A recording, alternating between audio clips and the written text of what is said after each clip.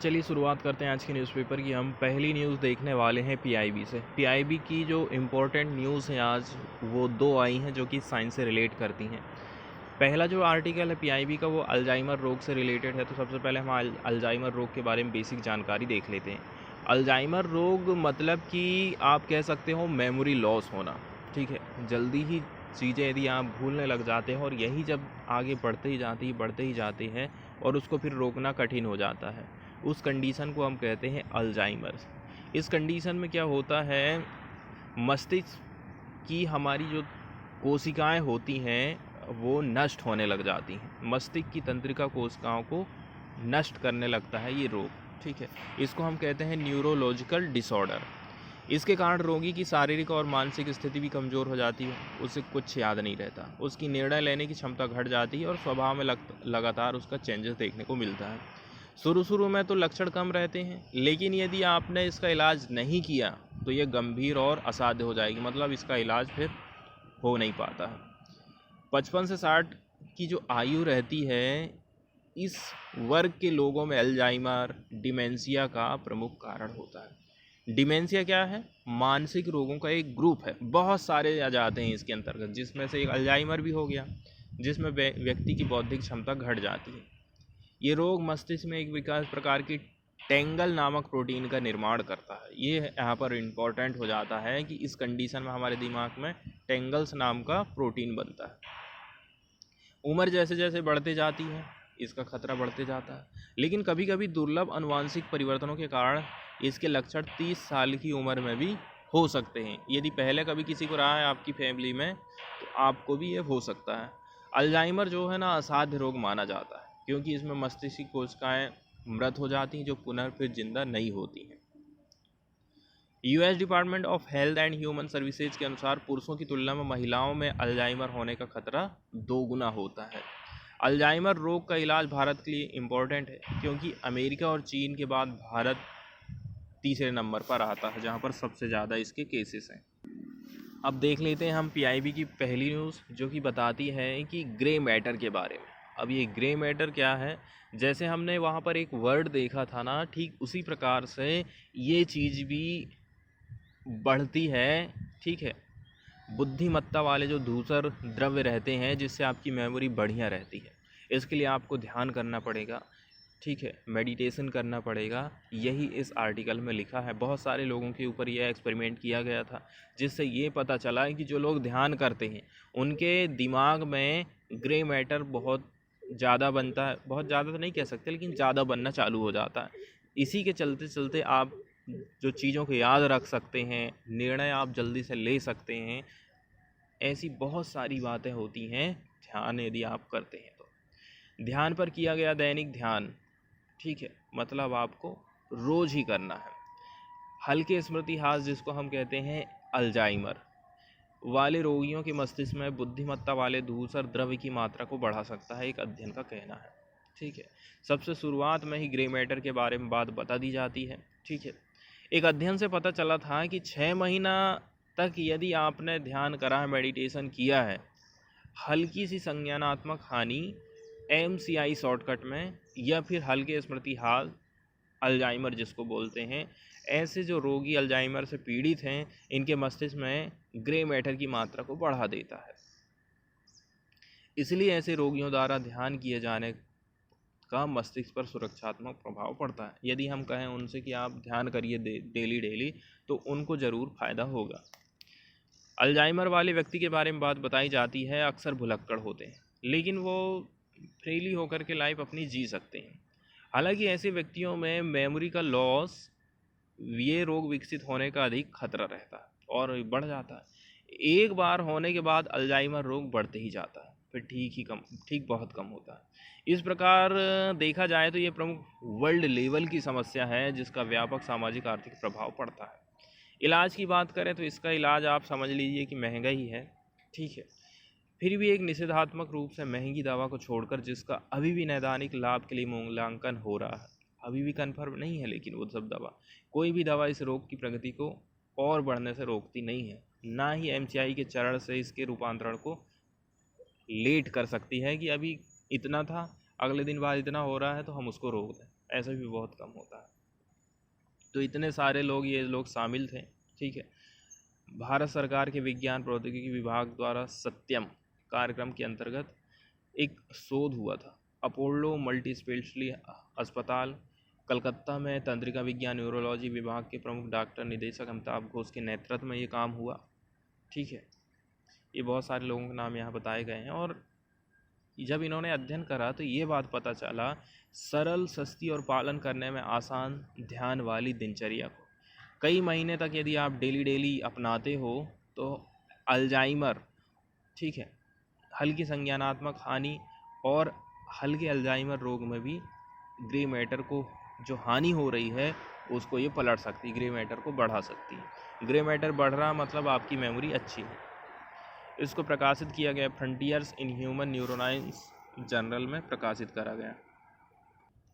यदि किसी को अल्जाइमर रोग है तो क्या होता है, हमारी जागृत अवस्था का ज़्यादातर भाग अक्सर मन को भटकाने में व्यतीत हो जाता है। लेकिन यदि हमारा मन ज़्यादा ही भटकने लग जाए, निगेटिव विचार बहुत ज़्यादा आने लगे, तो वो फिर हमारे माइंड को नुकसान पहुंचाने लगता है, जिससे जल्दी व्यक्ति बूढ़ा हो जाएगा या फिर अल्जाइमर से ग्रसित हो जाएगा। तो अपन को ऐसे में क्या काम करना है, ऐसे टाइम में मेडिटेशन करना है। तो प्रकट होने वाले विचारों के बारे में गैर निर्णयात्मक और गैर प्रतिक्रियाशील जागरूकता सिखाता है और इच्छित लक्ष्यों पर ध्यान केंद्रित करने और ध्यान केंद्रित करने की क्षमता में सुधार करता है। ये बहुत सारे इसके फायदे दिखाए गए हैं। ऐसा करने से, ठीक है, मस्तिष्क नेटवर्क के एक समूह को सक्रिय करता है यदि आपने मेडिटेशन किए हैं तो, जो ध्यान और लक्ष्य निर्देशित व्यवहार को बढ़ाने के लिए समन्वय करता है, मन भटकने और भावनात्मक प्रतिक्रिया को भी कम करता है।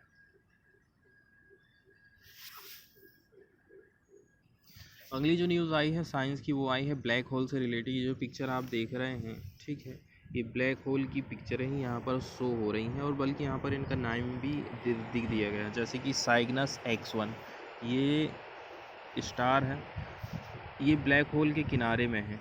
तो ब्लैक होल इसको क्या काम कर रहा है, इसके मैटर को अपनी ओर खींचे जा रहा है। तो ब्लैक होल में यही होता है, उसका गुरुत्वाकर्षण बल इतना ज़्यादा रहता है कि वो यहाँ तक कि लाइट को भी अपने अंदर सोख लेता है और उसको बाहर नहीं जाने देता। किसी भी चीज़ को अपने अंदर में निगलने का काम ये करता है, उसको हम कहेंगे ब्लैक होल। दूसरा एग्जाम्पल यहाँ पर दिखाया गया है, किसी गैलेक्सी के भीतर में जो ब्लैक होल रहता है उसके सेंटर पॉइंट में, उसके बारे में ये बताया गया है। मिल्की वे गैलेक्सी के बीच में बताया जा रहा है कि बहुत बड़ा ब्लैक होल है जिसको हम सुपर मैसिव ब्लैक होल कहते हैं। तो सबसे पहले हम जान लेते हैं ब्लैक होल है क्या, आखिर कुछ एकदम इम्पॉर्टेंट चीज़ है। ब्लैक होल अंतरिक्ष में एक ऐसी जगह है जहाँ पर ग्रेविटी जो है खींचती है so much that even light can not go out. तो वहाँ से प्रकाश भी बाहर नहीं निकल सकता। The gravity is so strong because the matter has been squeezed into a teeny space। छोटी सी जगह में पदार्थ बहुत सारा एकदम इकट्ठा होते जा रहा है, इसी के कारण जो है ग्रेविटी बहुत ज़्यादा रहती है। This can happen when a star dying, और ये तभी होता है जब कोई भी तारे की डेथ होती है। अब चूंकि यहाँ से प्रकाश लौट कर वापस ही नहीं आएगा तो हम अपनी आंखों से इसको नहीं देख सकते। They are invisible. Space telescope with special tool can help find black hole. इसके लिए हमें टेलीस्कोप की ज़रूरत पड़ेगी, उसमें भी स्पेशल टूल आपको लगाना पड़ेगा। The special tools can see how star that are very close to black holes act differently than other star, ऐसा यहाँ पर बताया जाता है। और कई बार हम सुनते हैं सुपर मैसिव ब्लैक होल के बारे में। तो सुपर मैसिव जो ब्लैक होल रहते हैं वो बहुत बड़े साइज़ के रहते हैं। ये जो ब्लैक होल रहते हैं इनका जो द्रव्यमान है that are more than 1 million sun together, ठीक है, 1 मिलियन सन टुगेदर का द्रव्यमान आप जोड़ोगे तब जाके इसका सुपर मैसिव का द्रव्यमान बनेगा। अब हम चलते हैं न्यूज़ की तरफ और देख लेते हैं न्यूज़ में क्या बात कही गई है। इसमें बताया गया है, देखोगे, अभी वैज्ञानिकों ने एक मॉन्स्टर ब्लैक होल को डिटेक्ट करा है। ये कितनी दूर है, ये दूर है 5 बिलियन लाइट ईयर्स अवे, ठीक, ये हमसे दूर है। इससे हमें ये मदद मिल सकती है कि गैलेक्सी का एवोल्यूशन कैसे हुआ, उसमें ग्रेविटी ने कितनी मदद करी है पुराने यूनिवर्स में, इसका हमें इससे अध्ययन से पता चलता है। विशालकाय ब्लैक होल के बारे में बात बताई जाती है कि हमारे इंडिया के जो वैज्ञानिक हैं, इन्होंने नॉर्मल से 10 गुना अधिक एक्सरे उत्सर्जन, जो कि 10 लाख करोड़ सूर्य के बराबर होता है, के साथ तीव्र प्रकाशमान अवस्था में एक सक्रिय आकाशगंगा की खोज करी, जो कि 5 अरब प्रकाश वर्ष हमसे दूर है, जिसको कहते हैं हम 5 बिलियन लाइट ईयर्स। और लाइट ईयर्स क्या होता है? एक साल में प्रकाश द्वारा तय की गई दूरी को हम कहते हैं प्रकाश वर्ष। प्रकाश वर्ष दूरी का मात्रक होता है। बड़ी बड़ी जो दूरियां हैं उनको प्रकाश वर्ष में ही नापा जाता है। इससे हमें ये मदद मिलेगी कि यदि बहुत ज़्यादा गुरुत्वाकर्षण है और प्रकाश की गति के त्वरण के प्रभाव में कण कैसा व्यवहार करेंगे, ठीक है। यदि गुरुत्वाकर्षण बल बहुत ज़्यादा हो जाता है और प्रकाश की गति के कारण त्वरण होने के चलते चलते कण में कैसा व्यवहार आता है। दूसरी बात, ये ब्रह्मांड जब शुरू हुआ था, आकाशगंगाओं का निर्माण कैसे हुआ, उनका आपस में प्रभाव कैसे रहता था, विकास कैसे हुई, उच्च गुरुत्वाकर्षण और पदार्थ के त्वरण की भूमिका का अध्ययन करने में मदद करेगा कि जब कोई भी आकाशगंगा बन रही थी तो उस समय ग्रेविटी ने कितना इम्पोर्टेंट रोल निभाई है। फिर विशालकाय ब्लैक होल के ही बारे में बात करी जाती है कि ऐसा मानते हैं ब्रह्मांड की हर एक आकाशगंगा में एक बेहद विशालकाय ब्लैक होल है, SMBH होता है। फिर ब्लेजार के बारे में बात बताई जाती है। तो कुछ आकाशगंगाएं होती हैं जिसको गैलेक्सी कहते हैं। ब्लैक होल सक्रिय रूप से बहुत बड़ी मात्रा में पदार्थ को अपने में समाहित कर रहा है, ठीक है, अपनी ओर खींचता है और लगभग प्रकाश की गति से हमारी तरफ प्लाज्मा की बौछार भी करता है। इन्हें ब्लेजार कहा जाता है।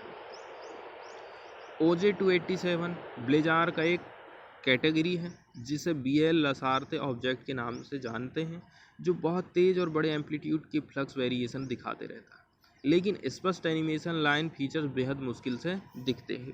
तो जितनी तेज़ी से अपने अंदर चीज़ों को खींच रहा है, उतनी ही तेज़ी के साथ में ये प्लाज्मा को अपने से बाहर फेंक रहा है। इलेक्ट्रोमैग्नेटिक स्पेक्ट्रम के बारे में बात करी जाती है।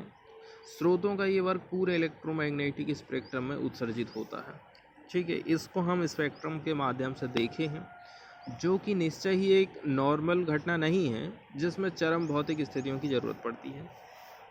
इसलिए ऐसे स्रोतों का अध्ययन हमें बेहद उच्च ग्रेविटी क्षेत्र में पदार्थ का कैसा व्यवहार है, जहां प्रकाश के लिए भी ब्लैक होल क्षेत्र से बच पाना मुश्किल है। अध्ययन किसने करा, इसके बारे में बात बताई जा रही है।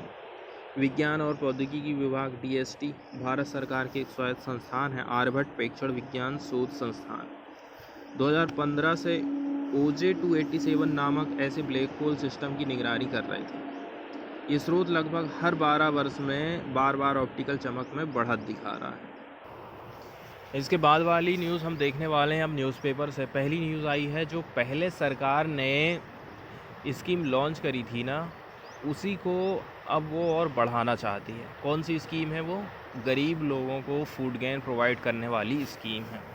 स्कीम ऐसी थी, ठीक है, यदि आप गरीबी रेखा के नीचे आते हैं तो आपको जितना भी अनाज मिल रहा था, मान के चलो आपको टोटल 30 से 40 किलो अनाज मिल रहा था, तो इस स्कीम के तहत सरकार ने क्या काम करी, वो तो आपको मिलेगा ही, इसमें 5 किलो एक व्यक्ति के हिसाब से, प्रति व्यक्ति के हिसाब से और ऐड कर दिया जाएगा आपको अनाज।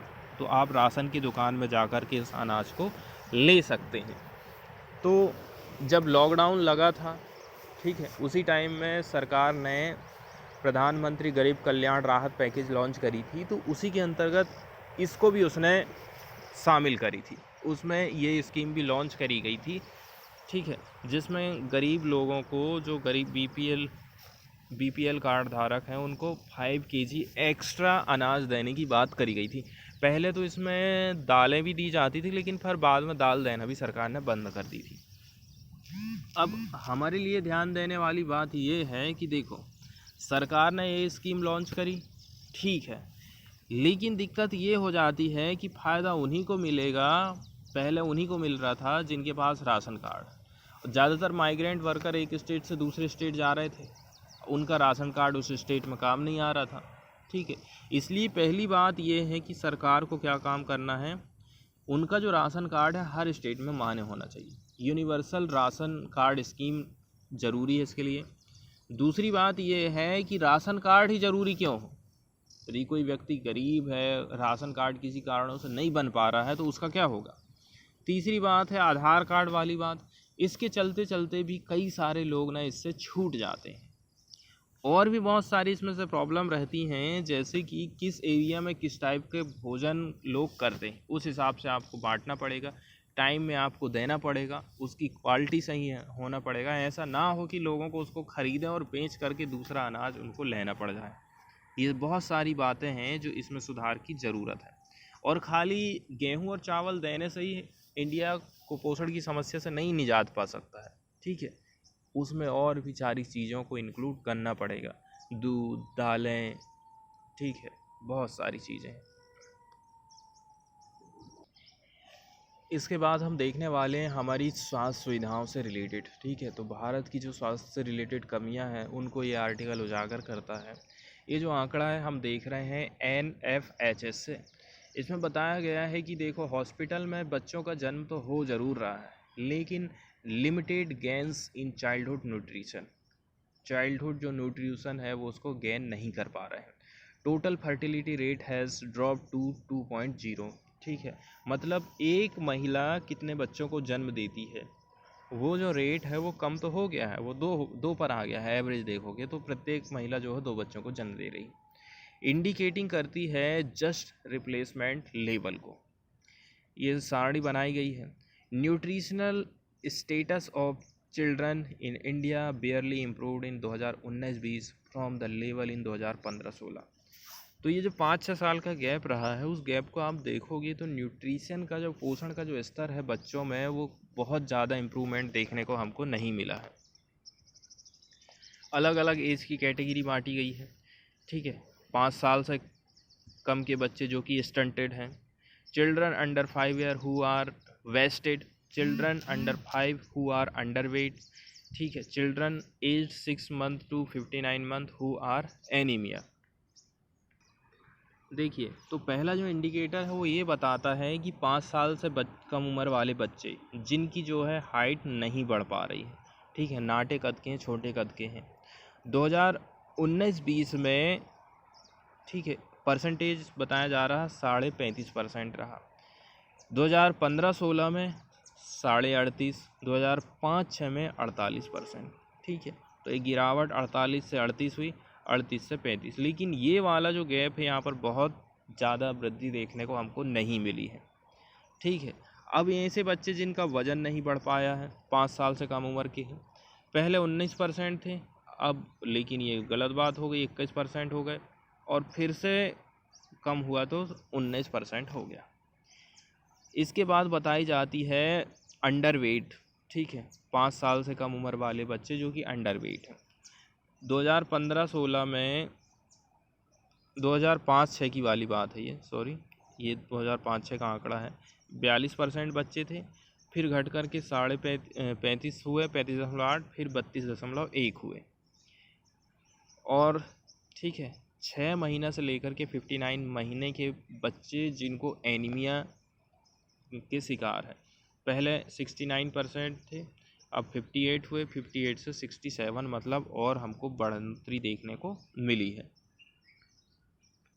और यदि हम बात करें टोटल फर्टिलिटी रेट की, तो शहर और गांव में काफ़ी बड़ा अंतर देखने को मिल रहा है, ठीक है। अर्बन में तो 1.6 हो गया है, और जो रूरल एरिया है वहाँ पर हमको 2.1 देखने को मिला, मतलब शहरों में कम है और गांव में अभी भी ये जो टोटल फर्टिलिटी रेट है वो ज़्यादा है।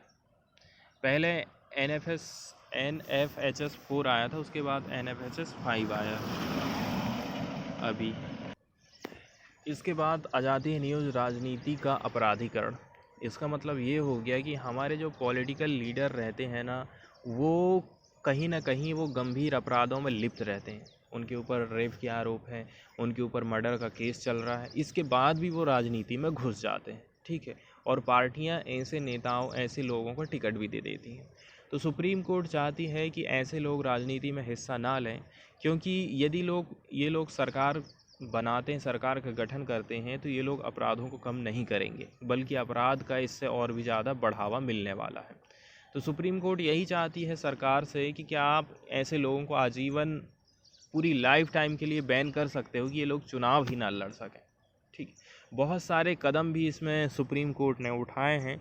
इसमें कहा गया है कि कोई भी व्यक्ति यदि चुनाव लड़ रहा है तो अपने पिछले रिकॉर्ड उसको बताना पड़ेगा, न्यूज़पेपर में छापना पड़ेगा कि उसके खिलाफ़ कौन कौन से केस चल रहे हैं, कौन कौन से केस दर्ज हैं, इसके आधार पर, ताकि लोग उनको वोट ना दें। ठीक है, ऐसा सुप्रीम कोर्ट ने कहा है। तो लेकिन यदि पिछली टाइम जब इसी से रिलेटेड चर्चा हो रही थी तो यूनियन गवर्नमेंट ने इसको मना कर दिया था, केंद्र सरकार ने। ठीक है, अब सरकार के लिए भी ये फ़ायदे वाली बात रहती है ना, क्योंकि ऐसे ही लोग तो उनको जिता पाते हैं। ऐसे लोगों के चलते ही तो सरकार जीत पाती है। इसके बाद गवर्नमेंट ने किसानों के कानूनों को वापस ले ली है। अब जो लेबर कोड लाए गए थे ना, उनका भी बहुत ज़्यादा विरोध हो रहा था। ठीक है, क्योंकि यदि आप किसी कंपनी में काम कर रहे हैं ना, तो ये लेबर जो कोड है वो आपको पावर नहीं दे रहे हैं, ये पावर दे रहे हैं कंपनी को। इसका मतलब ये हुआ कि यदि कंपनी का मालिक आपका शोषण करता है तो आप उसका कुछ नहीं कर सकते, क्योंकि इसमें हड़ताल संबंधी जो नियम कानून थे ना, उनको भी कमज़ोर किया गया। इसके अलावा इसमें महिलाओं को नाइट में भी अलाउ कर दिया गया है कि वो महिलाएं भी जो है नाइट में कर सकती हैं। जबकि देखा जाए ना तो महिलाओं की तो बात छोड़ दीजिए, जो व्यक्ति नाइट में जाता है ना, एक पुरुष की आप बात कर लोगे ना तो वो खुद नहीं चाहता है कि मुझे नाइट में काम करना पड़े। तो महिलाओं की तो बात ही दूसरी। बहुत सारी ऐसी बातें हैं जो उनको अलाउ नहीं करती हैं कि वो नाइट में काम करें, वो खुद नहीं चाहती। लेकिन जब कंपनी का मालिक ही चाहने लग जाएगा ना, तो उनको मजबूरी में भी आना पड़ जाएगा। तो ये जो नया कानून बना वो उनको अलाउ करता है। अब जैसे इसके कुछ प्रावधान बताए गए हैं कि कंपनी का मालिक अपने लेबर लोगों की छंटनी कर सकता है, इसको पावर दे दी गई है। ठीक है, कितना काम रखना, कितने लोगों को रखना है, कि कैसे उनकी छंटनी करना है, इसको यह आसान बता देता है। तो ऐसे इंडस्ट्री जहाँ पर वर्कर लोग काम कर रहे हैं 300 से भी ज़्यादा, ठीक है, श्रमिकों के लिए 300 से अधिक श्रमिकों को नियुक्त करने वाली कंपनियों को आचरण के नियमों की आवश्यकता नहीं होगी।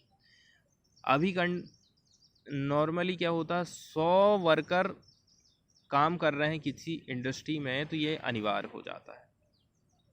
और यहाँ पर हड़ताल को लेकर के बात कही गई है कि यदि आप लोगों को हड़ताल करना है, ठीक है, तो आपको 14 दिन पहले ही नोटिस देना पड़ेगा कि आप हड़ताल पर जाना चाहते हैं। वर्तमान में केवल सार्वजनिक उपयोगिता सेवाओं में श्रमिकों को हड़ताल करने के लिए नोटिस देने की आवश्यकता होती है। ठीक है, जैसे पब्लिक सेक्टर वाली जो कंपनियां रहती ना, वहाँ। इसके अलावा 20 या फिर अधिक मजदूर को नियुक्त करने वाले प्रत्येक इंडस्ट्री में वर्कर की शिकायतों से उत्पन्न होने वाले विवादों के समाधान के लिए एक शिकायत निवारण समितियां बनाई जाएंगी, एक या फिर ज़्यादा। सेवानिवृत्त श्रमिकों की मदद करने के लिए एक कौशल कोष की स्थापना का प्रस्ताव है। बहुत सारी बातें अच्छी हैं, लेकिन कई सारी बातें जो है ना, श्रमिकों के अधिकारों को छीनने वाली हैं। इसके अलावा वही बात है ना, महिलाओं की नाइट में काम करने को लेकर ये पॉइंट बताया गया है। इसके बाद ओवर टाइम की बात करें। ओवर टाइम के मामले में किसी भी वर्कर को उसकी सैलरी का डबल भुगतान मिलना चाहिए। ये उन छोटी कंपनियों पर भी लागू होगा जिनके पास 10 वर्कर काम कर रहे हैं।